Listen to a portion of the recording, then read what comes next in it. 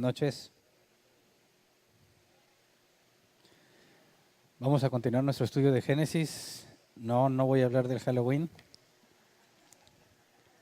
El mundo celebra Halloween el día de hoy, nosotros la Reforma Protestante, ¿verdad? 501 años de la Reforma Protestante. Y no voy a hablar de Halloween. El domingo, si Dios quiere, voy a hablar de los débiles y fuertes en la fe y voy a tocar algo de este tema.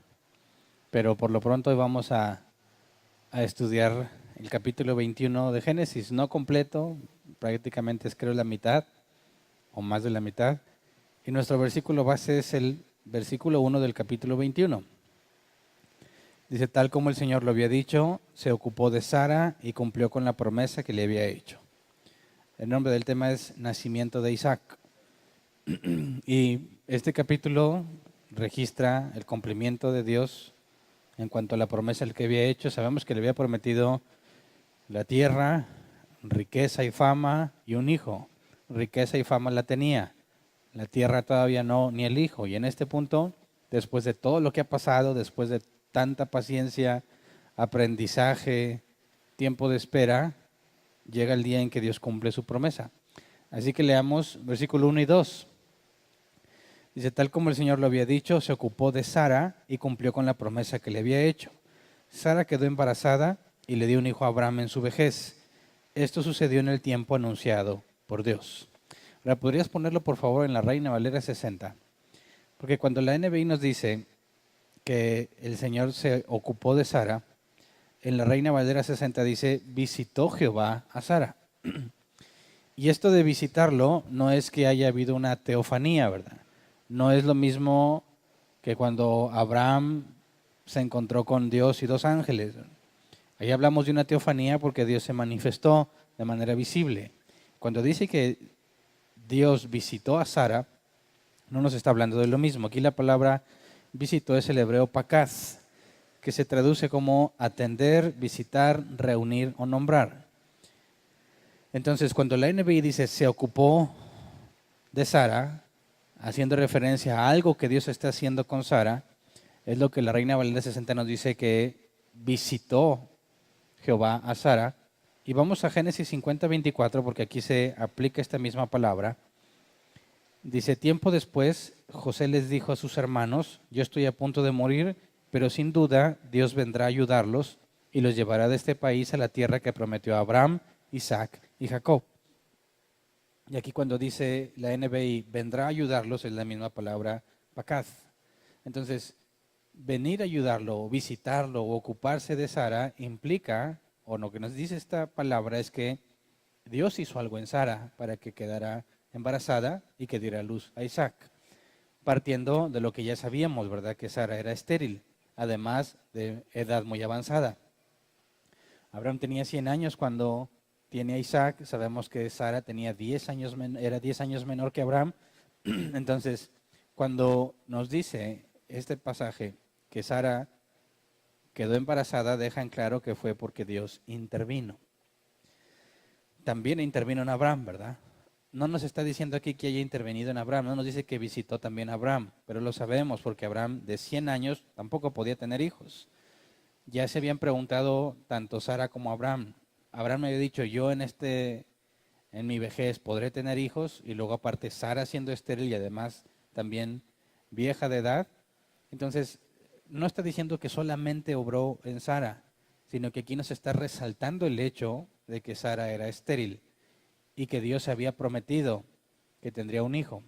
Claro que también intervino en Abraham, ¿verdad? Pero nos está resaltando la parte de la esterilidad de Sara. Y luego se nos dice que sucedió en el tiempo anunciado, o sea, cuando Dios los visitó físicamente, ¿verdad? A Abraham y a Sara en su tienda, les dijo que a un año tendrían un hijo. Y esto es lo que nos está diciendo, sucedió en el tiempo que Dios dijo. Ahora, Dios le había pedido cosas específicas a Abraham en cuanto a su hijo, no nada más su hijo, sino que todos los que nacían en su casa, esclavos o hijos de Abraham. Pero también Dios había estipulado el nombre que debería tener este niño, ¿verdad? Vamos a Génesis 17, versículo 12, dice, todos los varones de cada generación deberán ser circuncidados a los 8 días de nacidos, tanto los niños nacidos en casa como los que hayan sido comprados por dinero a un extranjero y que, por lo tanto, no sean de la estirpe de ustedes.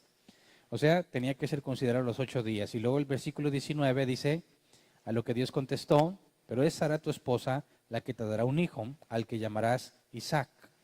Yo estableceré mi pacto con él y con sus descendientes como pacto perpetuo. Y recordemos que cuando le dice que se va a llamar Isaac, y la palabra Isaac en hebreo es él ríe, lo dijo antes de que rieran, ¿verdad? Antes de que Abraham riera y antes de que Sara riera, porque los dos se rieron cuando Dios les dijo que iba a tener un hijo, ¿verdad? Y luego vamos otra vez a Génesis 21, versículos 3 y 5, donde vemos que Moisés registra que Abraham cumplió con lo que Dios le había dicho. Dice, el hijo que Sara le dio, Abraham le puso por nombre Isaac. Cuando su hijo Isaac cumplió 8 días de nacido, Abraham lo circuncidó, tal como Dios se lo había ordenado. Abraham tenía ya 100 años cuando nació su hijo Isaac. Así que nos registra que Dios cumplió y también nos dice que Abraham cumplió, ¿verdad? Y luego versículos 6 y 7 dice, Sara dijo entonces, Dios me ha hecho reír y todos los que se enteren de que he tenido un hijo se reirán conmigo. ¿Quién le hubiera dicho a Abraham que Sara amamantaría hijos? Sin embargo, le he dado un hijo en su vejez. Y aquí Moisés nos registra otra vez a Sara riendo, ¿verdad? Pero esta vez no es incredulidad. Esta vez es de alegría porque se cumplió lo que Dios había dicho. Entonces, aquí quisiera que resaltáramos las palabras reír porque van a ser importantes en versículos que vamos a leer un poco más adelante. Cuando nos dice, Sara dijo entonces, Dios me ha hecho reír, ahí la palabra es sekok, que se traduce como risa. Y luego dice, todos los que se enteren que he tenido un hijo se reirán conmigo, ahí reirán es sakak, que es reír. Y este sakak es el que suena mucho como Isaac. De hecho, la palabra hebrea Isaac proviene de sakak. Entonces, fíjate cómo le ponen por nombre Isaac y luego hay una especie de juego de palabras, ¿verdad? Porque Isaac significa él ríe. Y luego dice que Sara se ríe. Y que los que se enteren de la noticia se reirán con ella. Pero esta risa, sakak, dentro de muy poco tiempo se va a convertir en un problema para Sara. Leamos Génesis 21, 8 y 9. Dice, el niño Isaac creció y fue destetado. Ese mismo día Abraham hizo un gran banquete, pero Sara se dio cuenta de que el hijo de Agar la egipcia le había dado, que Agar la egipcia le había dado a Abraham, se burlaba de su hijo Isaac. Por eso le dijo a Abraham, eche de aquí esa esclava y a su hijo. El hijo de esa esclava jamás tendrá parte en la herencia con mi hijo. Ahora, tenemos que ubicarnos en tiempo cuando está sucediendo esto. Y tenemos que aclarar que tanto la NBI como la Reina Valera 60 en el versículo 9 agregan palabras que el original no dice. Así como nos dice la historia, el niño creció y fue destetado, no nos dice cuánto tiempo pasó, ¿verdad? Y luego se hizo un banquete en honor a ese evento, ¿verdad? Que es decir, que dejó de ser amamantado. Eso era algo importante en aquel tiempo. Y luego nos dice que Ismael se burlaba de Isaac. Y aquí la palabra burlaba es sakak, reír. Sara había dicho, los que se enteren reirán conmigo, sakak. Ismael, en el día del banquete, ríe, sakak. Pero esa palabra reír no tiene nada que ver con burlarse. No hay nada que esa palabra no puede indicar burla por sí misma. Y lo más importante es que en el original no menciona a Isaac. El original dice así, pero Sara se dio cuenta de que el hijo de Agar, la egipcia, que la egipcia le había dado a Abraham, se reía. Es todo lo que dice, no dice que se burlara de Isaac. La Reina Valera 60, la NBI y otras versiones agregan que se burlaba de Isaac. No está en el original. Pero es importante, porque Sara había dicho que se reirían con ella, y esa misma palabra, sakak, es la que se emplea para describir lo que Ismael está haciendo. Pero el hecho de que Ismael ría lleva a Sara a concluir que lo mejor es que se vayan de ese lugar. Así que, ¿por qué ríe Ismael? Dado que el original no nos dice que se está burlando, nada más nos dice que ríe, tendríamos que pensar, ¿por qué ríe? ¿Por qué la Reina Valera 60 y la NBI agregan cosas que no están en el original? ¿Y por qué Sara decide algo tan extremo? Es un día de banquete, todos están felices, ¿no? Me imagino que todos deberían estar felices. Y hay que entender el contexto, ¿por qué? Porque se sabe históricamente que los niños en aquel tiempo recién nacidos eran muy propensos a enfermedades. Era común que murieran. Y cuando cuando llegaba el día en que eran destetados, implica que habían sobrevivido una de las partes más duras de la vida de una persona. La parte de vida en la que más vulnerables son, terminaba cuando el niño era destetado. Y sabemos también que los niños, al ser destetados, ya eran considerados como personas que formaban parte de la familia, porque lo más probable es que sobrevivieran y llevaran una vida normal. Y al momento de considerar esto, vamos a 2 de Crónicas 31:16, nos da un dato interesante. En este capítulo de Crónicas se habla de cómo se estaba organizando las ofrendas que recibían en el templo y distribuyéndolas entre los levitas. Dice así, 2 de Crónicas 31:16. Se distribuía entre los varones de 3 años para arriba que estuvieran inscritos en el registro genealógico y que presentaran diariamente sus servicios en el templo del Señor según sus respectivos turnos y oficios. De 3 años para arriba. Menos de 3 no contaban. Lo que nos lleva a entender que dado la costumbre de aquel entonces de que cuando era destetado un niño, ahora sí contaba como uno de los hombres en la familia, aquí tenemos la edad a la que se acostumbraba entre los israelitas en aquel tiempo. 3 años. Esto nos pone en un periodo de que Isaac debe tener por ahí de 3 años. 3, 4 años. Ahora, desde que Isaac nace, pasan 3 años y se hace el banquete.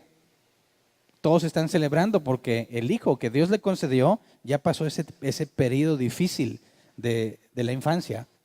Y ahora, como vemos en el caso de los levitas, estos niños de 3 años presentaban sus ofrendas en sus respectivos turnos y oficios. De hecho, cuando nos dice que Samuel, Ana, madre de Samuel, destetó a Samuel y lo llevó al templo para encargárselo al sacerdote Elí, bajo este mismo pasaje nos lleva a entender que tenía alrededor de 3 años. Entonces, Isaac tiene 3 años, está el banquete e Ismael ríe. ¿Cuántos años tendría Ismael? También lo podemos determinar. Vamos a Génesis 17, versículos 24 y 25.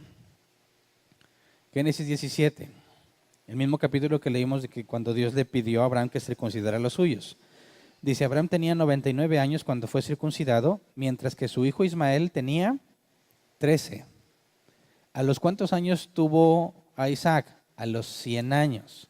Entonces, Ismael tendría 14 años cuando nace Isaac.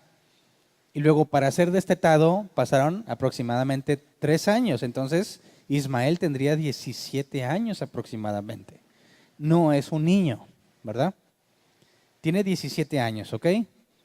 Isaac 3. Lo que la Biblia nos dice es que Ismael ríe. Y eso le molesta mucho a Sara. ¿Qué está pasando aquí?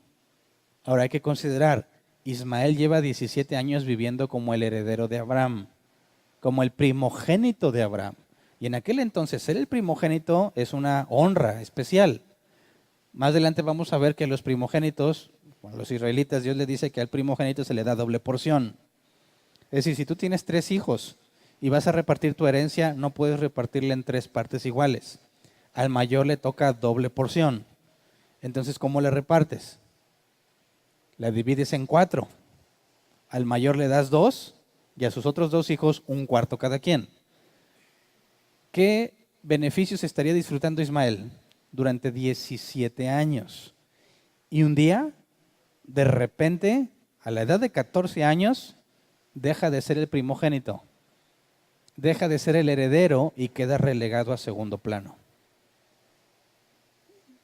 No hay nada en la costumbre de aquel entonces que justificaría que a Ismael se le quite la primogenitura, porque efectivamente fue el primer hijo de Abraham. Sin embargo, ahora nace Isaac, no es el primogénito y Abraham ha decidido cambiar los papeles.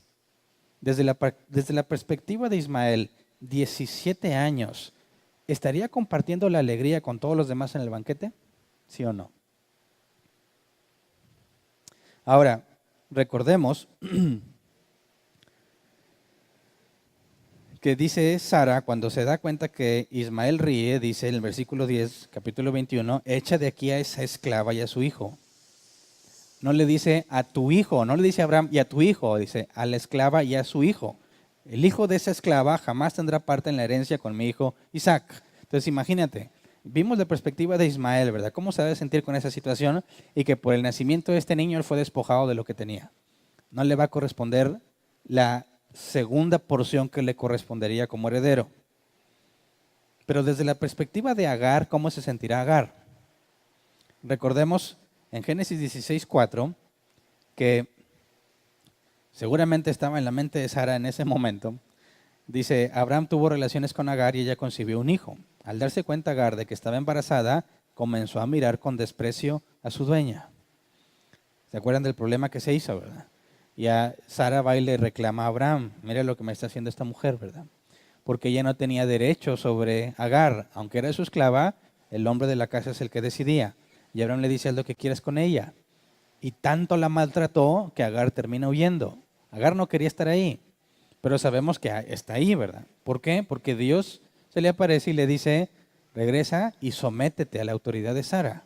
Así que el hecho de regresar lo hace en obediencia al ángel que se le presentó, pero no por voluntad propia. A ella se le ordenó someterse a Sara. Así que si ya tiene este antecedente sobre cómo es Agar, y después de 17 años hay un banquete en el que todos deben estar felices, y Sara ve que Ismael ríe, ¿qué está viendo Sara? ¿Qué está pasando por su mente?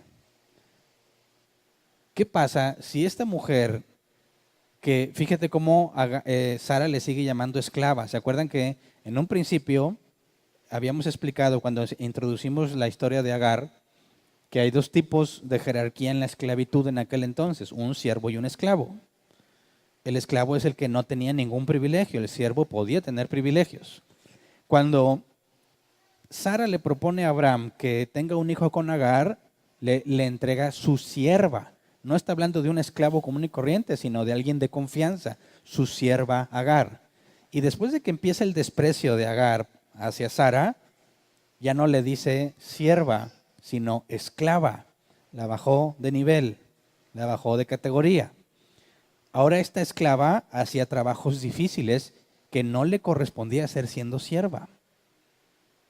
Ahora, ella ha estado sometida, o sea, Agar ha estado sometida a Sara todo ese tiempo. Nace Isaac. ¿Crees que Agar iba a estar feliz? ¿Podría ella influenciar a su hijo Ismael? Si Ismael quisiese la herencia, ¿qué tenía que hacer para preservarla? Matar a Isaac. Si tú fueses Sara y ves que Ismael ríe, ¿qué harías? ¿Qué pensarías? ¿Que está feliz o que desprecia a Isaac? ¿Cómo ves? Si tú fueses Sara, ¿llegarías a esa decisión? Échalos de aquí. Sara está convencida de que Ismael no ríe de felicidad. De hecho, el apóstol Pablo, vamos a Gálatas 4, 29 al 30, el apóstol Pablo llega a esa misma conclusión. Gálatas 4, 29 al 30 dice, y así como en aquel tiempo el hijo nacido por decisión humana persiguió al hijo nacido por el Espíritu, así también sucede ahora. Pero ¿qué dice la Escritura? Echa de aquí el esclavo y a su hijo. El hijo de la esclava jamás tendrá parte en la herencia con el hijo de la libre. Así que Pablo nos está confirmando esta parte, de que esa risa de Ismael no es de felicidad. Porque Pablo nos dice, persiguió al hijo nacido por el Espíritu. Había un maltrato de uno de 17 años hacia uno de 3 años. Si tú fueses Sara y ves ese maltrato, ¿dejarías que siga viviendo en tu casa? ¿Con el riesgo de que lo mate para quedarse con la herencia? Sí, mira, nosotros recién nos estrenamos como papás. ¿Cómo tratas al bebé recién nacido? El que tenga más de un hijo va a notar la diferencia clara entre el trato de uno al otro, ¿verdad? Cuando eres primerizo, te dicen que el bebé es de oro, ¿verdad? Alguien le ve, ay, qué bonito, alto, un poco de desinfectante, ahora sí ya puedes interactuar con el bebé. Cuando nace el segundo, ya aprendiste muchas cosas, ya te diste cuenta que son más resistentes los niños, ¿verdad? Ya no te vuelves y dices, nah, pues para que agarre defensas, ¿verdad? Ya no andes echándole el desinfectante a todo el mundo. Cuando nace el tercero y el cuarto, casi nace y dice, órale, ahí va, échele ganas, mijo, porque hay un chorro de cosas que hacer, ¿verdad? Ahora, ¿qué sentirá Sara que tantos años estuvo esperando la promesa de Dios y al fin la tiene y percibe que Ismael no tiene buenas intenciones para con su hijo? ¿Reaccionarías igual que ella o no? ¿Te arriesgarías a que maten a tu hijo? Claro que no. Desde la postura de Sara es claro por qué dice, córrelo, ¿por qué vamos a estar aquí arriesgándonos? ¿Por qué vamos a exponer a Isaac el milagro que Dios nos dio a este, no es niño, Ismael, ¿verdad? A este muchacho de 17 años que sabe que lo ha perdido todo desde que nació Isaac. Y que su madre, Agar, nunca vio con buenos ojos, desde que nació Ismael, nunca vio con buenos ojos a Sara. Así que definitivamente Sara está buscando proteger a su hijo ante una clara amenaza, ¿verdad? Ahora consideremos la reacción de Abraham, Génesis 21:11. Este asunto angustió mucho a Abraham porque se trataba de su propio hijo. Fíjate, Sara no ve a Ismael como hijo de Abraham, dice, echa de aquí la esclava y a su hijo. Pero a Abraham le duele mucho su hijo. ¿Se acuerdan cuando Dios habla con Abraham y le dijo, te daré descendencia y vas a tener un hijo? Y dice, bueno, bendice a Ismael. Y él dice, no, no a Ismael, sino que un hijo de Sara es el que yo te prometí. Vemos que efectivamente Abraham buscaba el bien para su hijo Ismael. Desde la perspectiva de Abraham, Ismael no tiene ninguna culpa de haber nacido, ¿verdad? Ismael no tiene ninguna culpa del problema de Agar y Sara. Ismael no tiene por qué estar pagando los problemas que Abraham, Agar y Sara hicieron al tomar una decisión equivocada. Y Abraham se enfrenta a esta terrible decisión. Su hijo por 17 años, a quien le ha invertido tanto amor, tiempo y esfuerzo, enseñándole todo lo que un hombre necesita aprender, de repente Sara le dice, córrelo, porque se ríe. Ahora, si Abraham supiera con certeza que está amenazando a Isaac, ¿reaccionaría así, angustiado? No, más bien parece que la situación es un problema de Sara.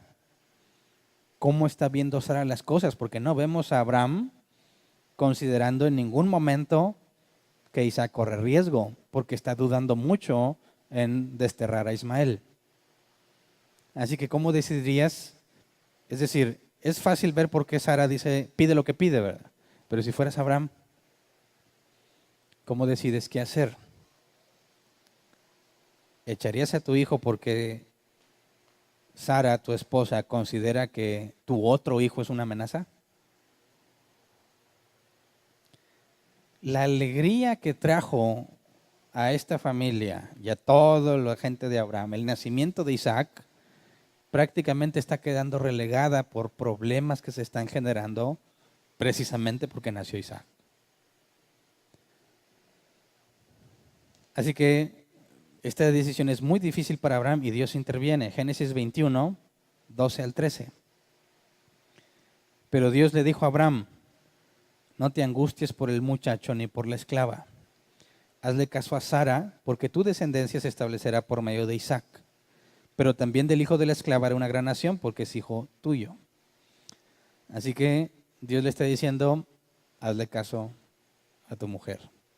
Para Abraham seguramente no es clara la amenaza, pero Dios está diciendo, tiene razón Sara, sí es un problema, sí va a ser un problema. lo mejor es que se vaya de aquí. Así que no va a ser una decisión sencilla. ¿Cómo le explicas a Ismael, si tú eres Abraham, cómo le explicas a Ismael que necesitas que se vaya de tu casa? Ahora, esto claramente demuestra los problemas que la poligamia genera, ¿verdad? Si dicen, los hombres no pueden con una en su casa, ¿verdad? Ahora imagínate dos y que no se pueden ver. Y tienes hijos con las dos. Y tienes que deshacerte de un hijo para tener al otro. Y tener algo de paz. Y Dios interviene y dice, sí, despídelo. Es difícil, ¿no crees? Muy difícil. Viéndolo de esta perspectiva, ¿estaba mejor antes de que naciera Isaac o no?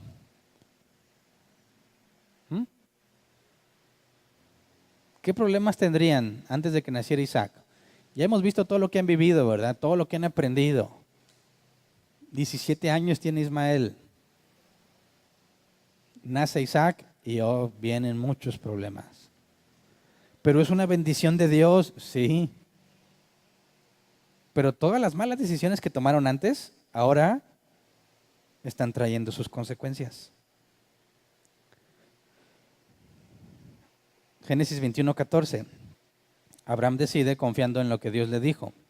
Al día siguiente, Abraham se levantó de madrugada, tomó un pan y un odre de agua y se lo dio a Agar, poniéndoselos sobre el hombro. Luego le entregó a su hijo y la despidió. Agar partió y anduvo errante por el desierto de Berseba. Ahora fíjate, ¿qué tanto es un pan y un odre de agua? Y decirle, vete de aquí. Es su hijo primogénito. Y no le da absolutamente nada. Porque el pan y el odre se los entrega a Agar. Si tú fueses Ismael, ¿cómo te sentirías? Siempre fuiste el único durante 14 años. Tienes 17 años. Un niño de 3 se está quedando con todo lo que tú pensabas que era tuyo. Y llega el día en que tu papá te dice, vete, no quiero que sigas aquí. Y es más, que dijera, Dios dijo. ¿Cómo percibes eso? Si tú fueses Ismael y decir, Dios dijo que mi padre me corra de la casa. Cuando yo, Ismael, no he hecho nada indebido. ¿Cómo se siente Abraham cuando le dice, váyanse de aquí? Sin nada. ¿Tú crees que les dio suficiente para que rehagan una vida? Abraham es rico. Tiene muchísimo, muchísimo. Y le da un pan y un odre de agua. Es todo. ¿Por qué? Dios dijo claramente, mi pacto es con Isaac. La promesa es para Isaac.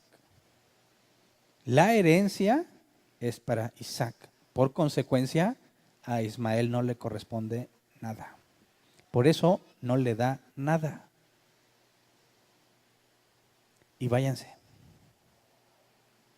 Para Agar es la segunda vez, ¿verdad? Al desierto otra vez. Así que imagínate la situación. Imagínense a toda la gente de Abraham viendo que Abraham está corriendo a Ismael y Agar. ¿Qué pensarán todos de Abraham? Te imaginas el chisme, cuento y laberinto. Oye, pero ¿por qué lo corre? A mí me parece que eso está mal.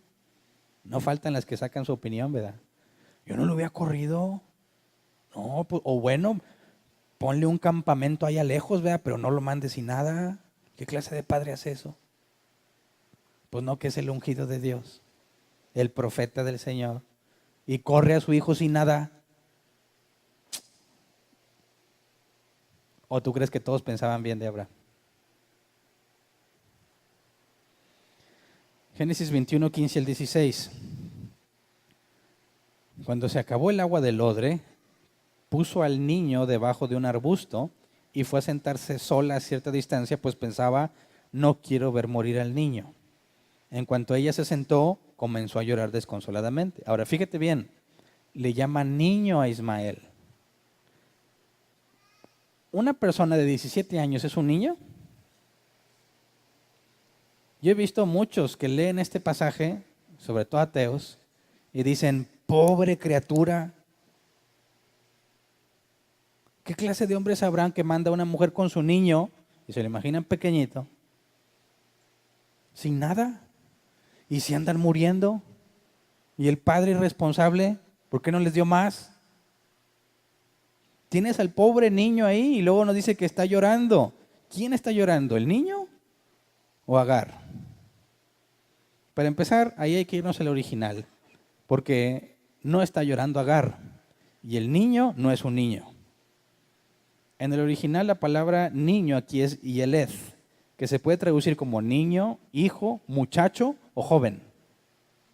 Ya habíamos visto antes que dice que le dijo a Agar que tomara a su hijo y se nos le describe como un muchacho. Ahora se nos describe como niño, pero en el original se puede poner claramente muchacho o joven o simplemente hijo sin especificar si es grande o pequeño.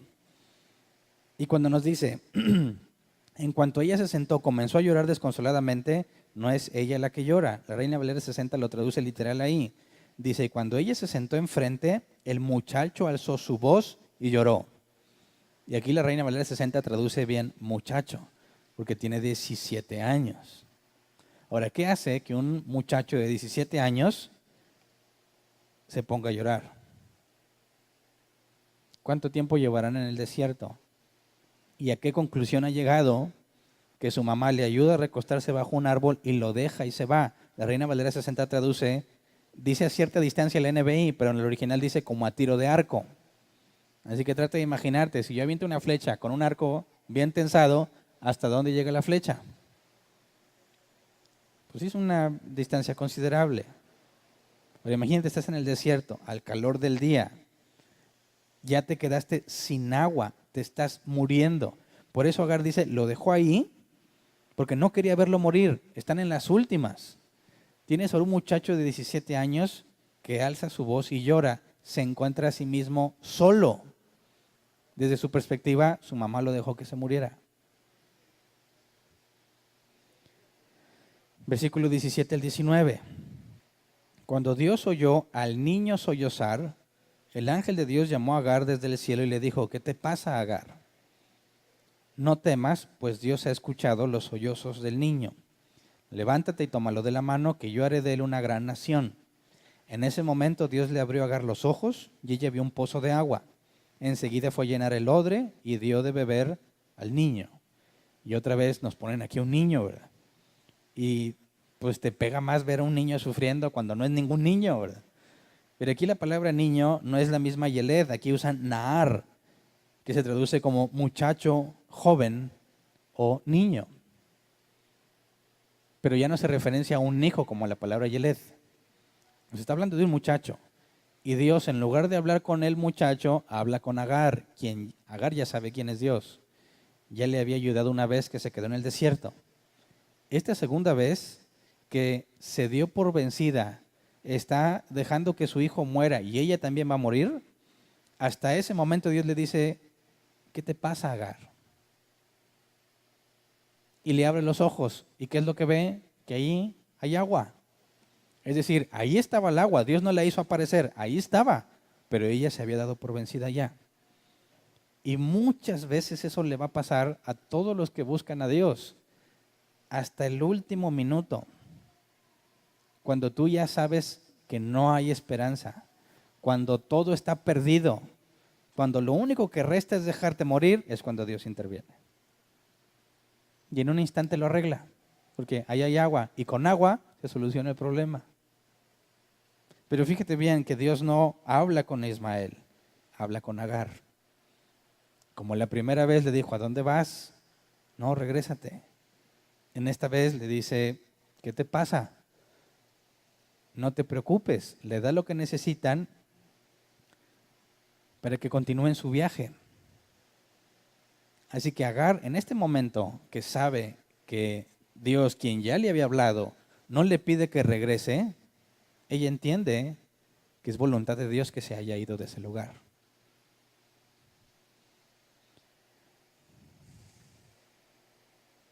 Dios le salva la vida justo antes de que mueran, no antes.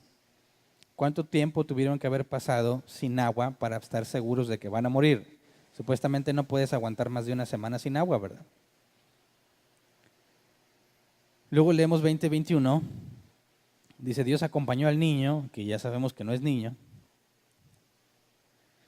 y este fue creciendo, vivió en el desierto y se convirtió en un experto arquero. Habitó en el desierto de Parán y su madre lo casó con una egipcia. Agar era egipcia, ¿verdad? Así que muy seguramente regresó a su tierra. Pero vemos que Dios no desamparó ni a Agar ni a Ismael. Entonces, mientras que Sara experimenta una gran alegría, Agar e Ismael experimentan mucho sufrimiento. Y ambas cosas provienen del mismo Dios. ¿Me explico?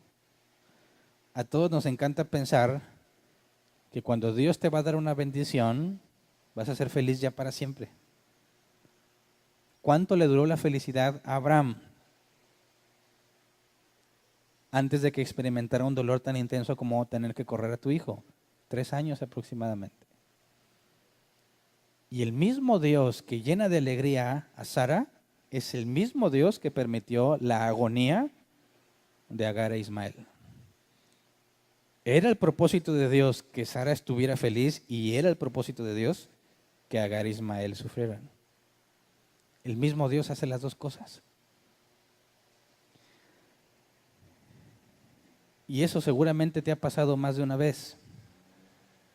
Los cristianos sabemos que cuando Dios nos bendice, esa bendición no es todo lo que recibes y muchas veces no dura mucho. A mí me ha tocado en un mismo día ir a felicitar a una pareja que tiene a su primer hijo y están felices, salir de ahí e ir con otra familia a acompañarlos en el funeral de un miembro de su casa. El mismo día que Dios llena de alegría a unos, ese mismo día permite una tristeza muy profunda en otros. Y ambas cosas las hace con un propósito. Eso nos tiene que hacer conscientes de que mientras estemos en este mundo, nunca vamos a ser totalmente felices. Pero eso es lo que persigue la mayoría de la gente. Han idealizado una vida en la que no tienen problemas. Invierten su vida en aquello que creen que les va a evitar problemas. Pero no hay nada en la Escritura que te garantice que no los vas a tener. Al contrario, Jesús dijo, en el mundo tendréis aflicción. Así que es un error pensar que en esta vida vas a ser plenamente feliz, porque en esa misma felicidad se va a ver contaminada por el sufrimiento. Por eso se supone que el cristiano anhela el regreso de Cristo. Porque cuando Él regrese, Pablo dijo, los muertos en Cristo resucitarán primero, luego los que quedemos vivos. Y ese nuevo cuerpo, dice la Escritura en Apocalipsis, y ya no hay tristeza, no hay más llanto, no hay dolor. Llegará el día en que serás completamente feliz tú y todos los que son de Dios, eternamente y para siempre, pero no en esta vida. En esta vida, dice la Escritura, tendríamos días buenos y días malos, y ambos vienen del Señor. Así que tenemos que administrar los días buenos y los días malos. Y tienes que vivir sabiendo que vendrán días buenos y días malos. De manera que no importa cuál de los dos te llegues, estés consciente que vienen de parte de Dios. Y si Él los envía, es porque, aunque no lo puedas ver ahorita, es para bien. Seguramente le fue difícil a Ismael y Agar adaptarse a su nueva vida, pero como podemos ver, Dios lo hizo prosperar. También Isaac, por su parte, Dios lo hizo prosperar. Caminos muy distintos, pero bajo el control de Dios. Y fíjate, todo lo que hemos estudiado sobre Abraham, esperando este momento en particular, y se contamina de sufrimiento y de tristeza. Eso es lo peligroso del Evangelio de la Prosperidad. Llena de ilusiones y falsas promesas a la gente. Y les enseñan que cuando llegan los días malos es porque están en pecado. Y quieren pelearse con el diablo y no sé cuántas cosas. No. Tenemos que tener en claro que mientras estemos en este cuerpo, sufriremos aflicción. Por eso, el cristiano no va a luchar por este mundo, sino por el venidero. No le va a interesar las riquezas de este mundo, sino la venidera. No le va a interesar entregar su vida al mundo y las cosas del mundo, sino al que es dueño de todas las cosas. Por eso es increíble que alguien que se dice cristiano al mismo tiempo esté dedicado a las cosas del mundo. No se puede. Pero tampoco significa que te la vas a pasar diciendo, ya llévame, Señor. Ya ven. Así como nos dijo de Isaac, se cumplió en el tiempo de Dios. Jesús nos enseñó que hay otro tiempo. El día y la hora que nadie sabe, solo el Padre. Y así como se llegó el día en que se cumplió lo de Isaac, llegará el día en que se cumpla la venida de Jesús. Y mientras tanto, como dijo Pablo, para mí el vivir es Cristo. Sean días buenos o días malos, vívelos confiando en Dios. De esa forma podrás vivir agradecido pase lo que pase. Porque esto que le pasa a Abraham no se compara con lo que va a experimentar más adelante. Pero Dios le ha mostrado que es fiel. Y yo estoy seguro que a todo hijo de Dios, Dios le ha mostrado que es fiel. Así que la confianza jamás va a estar en las cosas de este mundo, ni en las circunstancias que estás viviendo, sino en aquel que te sostiene. Un gran evento como el nacimiento de Isaac no fue librado de ser contaminado por la tristeza, la miseria y la dificultad. Aún así, Dios sigue siendo Dios. Así que tenemos que, como decía el apóstol Pablo, mantener la frente en alto cuando padecemos dificultades. Ni digas, no, yo no valgo, Dios no me ama, cuando no tienes. Y cuando tienes digas, yo soy bien bendecido. Ni uno ni lo otro es sinónimo de bendición ni maldición. Habrá días en que no andas caminando bien y te va a ir bien. Habrá días en que caminas con mucha santidad y te va mal. Tu circunstancia nunca va a ser un factor para determinar cómo está tu relación con Dios. ¿Ok? Porque los cristianos dicen, ¿cómo está tu paz? La paz es el medidor. Y algunos adulteran y dicen, pero tengo paz. Entonces es de Dios. O algunos andan caminando bien y dicen, no tengo paz, esto no es de Dios, eso es absurdo. Las circunstancias no tienen nada que ver con la voluntad de Dios. Lo que Dios ha designado para ti, lo vas a vivir, te vaya bien o te vaya mal. ¿Ok? Entonces tenemos que confiar en Él. Notemos cómo Moisés registra al mismo tiempo la risa de felicidad en Agar y la risa de desprecio en Ismael. Siempre cuando Dios nos bendiga, va a haber alguien a quien no le va a agradar. Alguien que no va a compartir tu felicidad. Pero eso no te debe de afectar. Lo uno y lo otro está controlado por Dios, ¿verdad? Así que, ¿cómo estás hoy? ¿Te va bien o te va mal? ¿Te sientes bien porque te va bien? ¿O te sientes mal porque te va mal? No te sientes según cómo te va. Hay que sentirnos según lo que Dios ha dicho que va a pasar, según sus promesas y según su fidelidad. Y de esa manera tendremos gozo, no importa la dificultad, ¿verdad? Vamos a ponernos de pie y vamos a orar.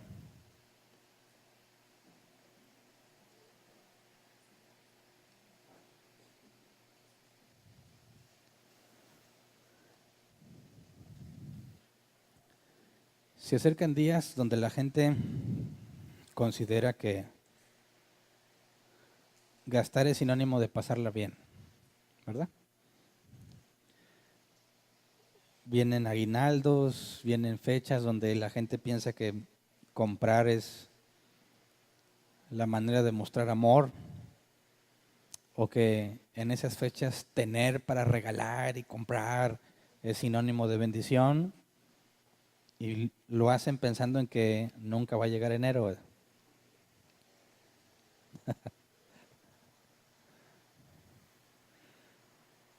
Sé sabio y anticipa que van a llegar días malos, ¿verdad? Y si los días malos van a llegar, los días que tienes, adminístralos con sabiduría, para que cuando llegue el día malo no estés en la miseria. Tengas o no tengas, eso no altera tu posición ante Dios. Somos uno en Cristo, nos fue imputada su justicia y eso no depende de lo que tengo o lo que no. Si me compro o no me compro. No caigas en la trampa en la que están por caer muchísimas personas. Sé sabio y confía en Él. Cuando tú estés triste y otro alegre, no te enojes, no te agüites. Las dos cosas vienen de Dios. Y cuando tú estés feliz y otro esté triste, tampoco te agüites, porque también su tristeza viene de Dios, ¿verdad? Así que vamos a orar. Señor, queremos darte gracias porque tenemos promesas muy grandes, Señor. Promesas de las que hasta ahora vemos que Abraham no tenía conciencia. Prometiste grandes cosas, Señor, y muchas cosas no le mostraste todavía, Señor. Y nos las mostraste a nosotros. Y nosotros tenemos más detalle de lo que va a suceder. Y entendemos que la promesa es mucho más grande de lo que Abraham empezó a comprender o lo que alcanzó a entender. Enséñanos, Señor, a valorar cada cosa que recibimos de ti. Sabiendo que cuando nos des alegría, habrá cosas en esta vida que la empañen y la ensucien con tristeza y sufrimiento. Y enséñanos a entender también, Señor, que los días que sufrimos no tenemos por qué estar desesperanzados, porque también vendrán días buenos. Cuando nos toque sufrir, como Agar e Ismael, revélate a nosotros como lo hiciste a ellos, Señor. Sabemos que ellos no tendrían parte en tu herencia, pero nosotros sí. Haznos ver que nunca nos abandonas, que nunca nos dejas solos, no importa cuán dura y difícil sea la situación. Enséñanos, Señor, a confiar en ti. Y cuando estamos felices, como Sara, cuando estemos gozando de lo que tú nos has dado, cuando nos sentimos rebosantes de felicidad, no permitas que nos engañemos a nosotros mismos pensando que así va a ser para siempre. Enséñanos a valorarlo y disfrutarlo los días que dure, Señor, porque sabemos que estando en esta carne y en esta naturaleza, todo va a ser contaminado por el dolor y el sufrimiento. Enséñanos a no desesperanzarnos sabiendo que vendrán los días malos, sino que nos enseñes a regocijarnos independientemente de la circunstancia que enfrentamos, porque tú eres el mismo, Señor, porque tú eres fiel, porque tú eres el dueño de todo, Señor. Si a alguno le sobra y a otro le falta, tú lo has distribuido como mejor te ha placido. Y tú eres bueno, y tú eres sabio. Así que sea cual sea nuestra situación, sabemos que es lo mejor que nos pudo haber pasado. Enséñanos, Señor, a esperar en ti. Enséñanos a ver las cosas como tú las ves. Enséñanos a estar felices con los que se alegran y acompañar también en su dolor con los que están tristes.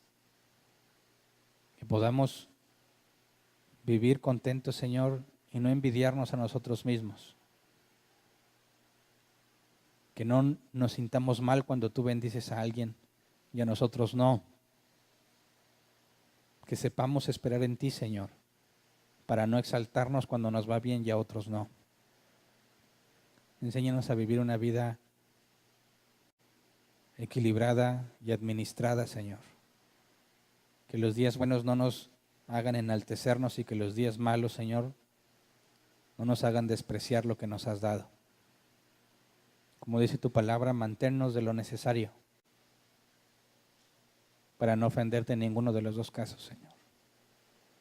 Gracias porque hasta ahora tú has sido fiel y gracias porque nos has demostrado que siempre serás fiel, porque no puedes negarte a ti mismo, Señor. Gracias por todas tus misericordias, por todas tus bendiciones, por todos los días buenos y por todos los días malos.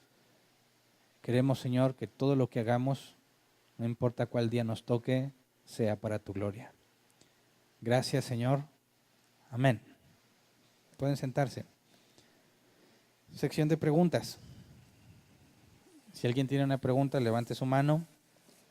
Tenemos 15 minutos, le llevan el micrófono, se queda en su lugar, no es necesario que se mueva a otra parte y no importa si es la primera vez que vienes. Así que si tienes una duda, levanta tu mano. Si no hay dudas aquí, damos oportunidad a los que están acompañándonos en línea. Así que primero checamos aquí. ¿Alguien? ¿No? Qué raro, no vino Sergio, ¿verdad?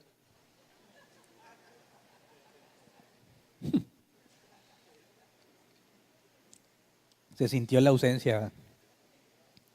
¿Nadie? ¿No? Ok, ¿en línea?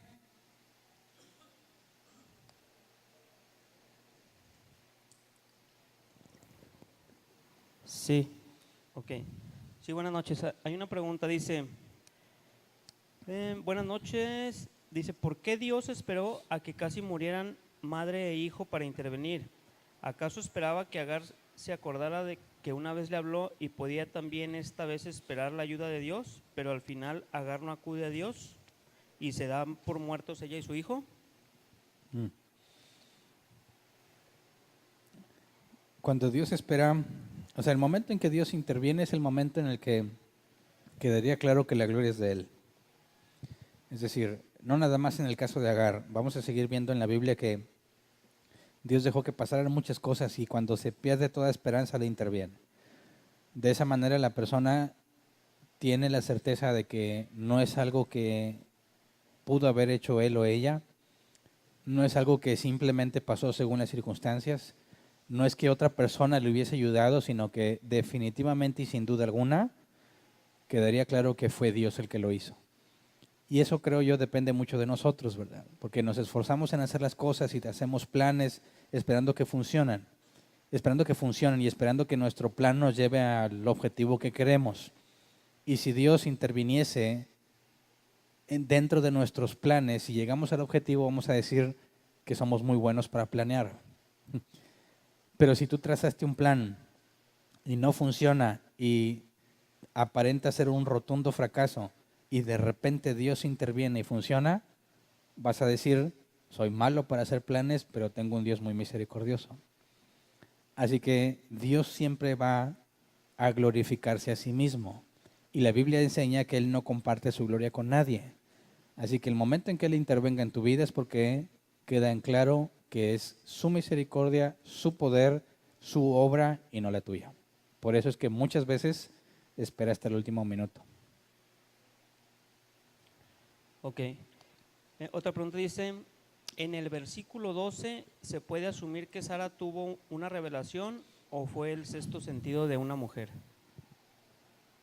Que Sara tuvo una relación, será revelación. Revelación. Ah. Bueno, si hablásemos de una revelación es que algo Dios le mostró, ¿verdad? No sé si se refiere él a que Dios le dijo audiblemente o lo hizo ver. Lo que sí podemos ver con lo que Dios le dice a Abraham es que eso que sentía Sara era de acuerdo a la voluntad de Dios. Es decir, no podemos asegurar que Sara entendiera o supiera con certeza que eso iba a pasar porque Dios se le había mostrado, que eso no es lo que dice la Biblia. Pero lo que queda claro es que eso que Sara sentía era correcto porque Dios se lo confirma a Abraham. Que Dios haya permitido o llevado a esa conclusión a Sara, eso es una cosa. Que Dios le haya mostrado sobrenaturalmente, eso es lo que parece indicar revelación, ¿verdad?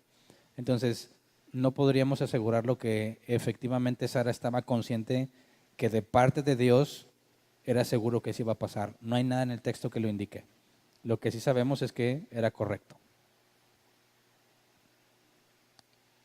¿Es todo? Muy bien. Entonces...